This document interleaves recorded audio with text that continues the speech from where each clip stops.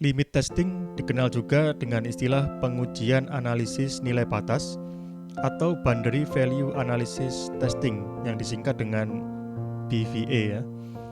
Jadi ini adalah pengujian kotak hitam yang menguji nilai-nilai yang terdapat di perbatasan atau limit ya.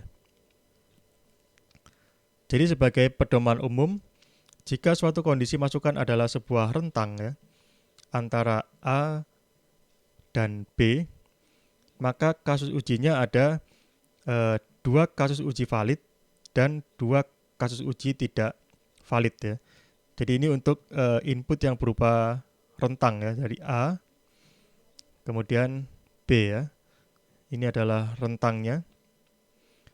Jadi kita ambil dua kasus valid. Jadi kasus validnya ada di sini ya.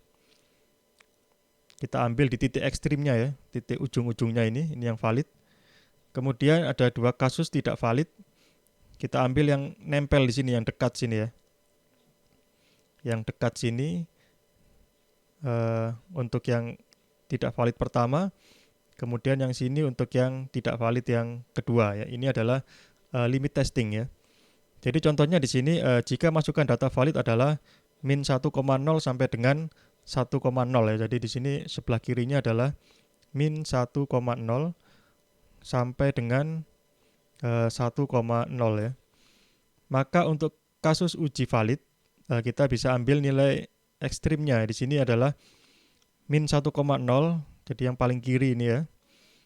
Dan 1,0 yang paling kanan.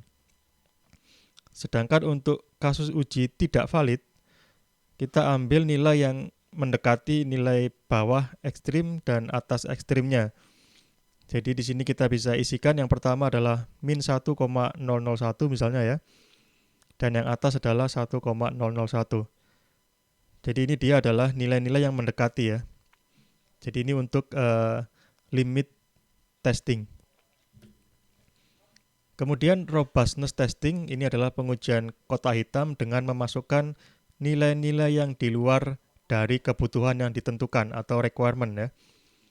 Jadi tujuannya untuk membuktikan bahwa tidak ada peristiwa yang kacau ya, yang katastrofik, misalkan mengakibatkan hang, shutdown atau yang lain-lainnya ya pada perangkat lunak dengan dimasukkannya nilai-nilai yang tidak normal ya.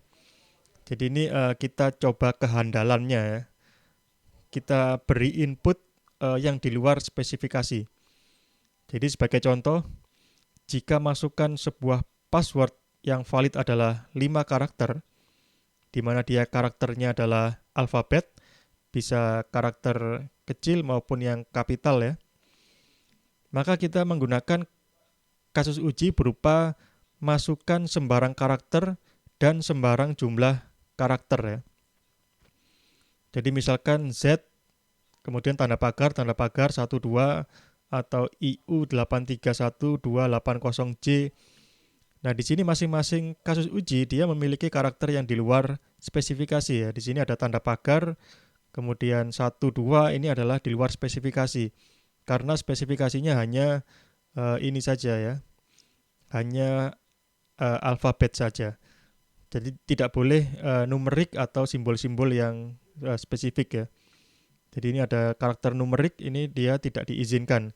Jadi untuk kasus-kasus yang seperti itu yang kita jadikan kasus ujinya ya.